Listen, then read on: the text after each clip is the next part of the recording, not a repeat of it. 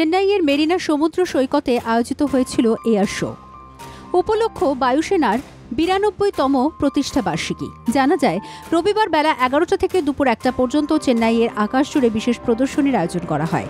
প্রাথমিকভাবে সেই প্রদর্শনীতে একাধিক বিমানের অংশ নেওয়ার কথা সামনে আসে, সেই মতো শুরু হয় প্রদর্শনীও।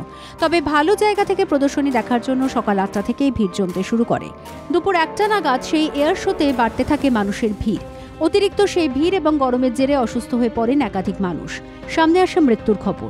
প্রাথমিকভাবে ৩ জনের দেহ উদ্ধার করা হয়, পরে আরও ২ জনের দেহ উদ্ধার হলে মোট মৃতের সংখ্যা দাঁড়ায় ৫। জানা যায়, প্রায় ২ শতাধিক মানুষ বর্তমানে অসুস্থ অবস্থায় হাসপাতালে চিকিৎসাধীন। এই ঘটনার পরে রাজনৈতিক দলগুলির মধ্যে ভিড় নিয়ন্ত্রণ নিয়ে শুরু হয় রাজনৈতিক চর্চা। গোটা ঘটনার জন্য বিরোধী বিজেপি এবং এমডিএমকেকেই দায়ী করা হয়েছে তামিলনাড়ু সরকার এবং মুখ্যমন্ত্রী এমকে স্টালিনের তরফ থেকে। তামিলনাড়ুর স্বাস্থ্যমন্ত্রী এম এ সুব্রহ্মণ্যম জানান, বায়ুসেনার আর্জি মেনে প্রয়োজনীয় সব পদক্ষেপ করেছিল প্রশাসন। ব্যুরো রিপোর্ট, বাংলা জাগো।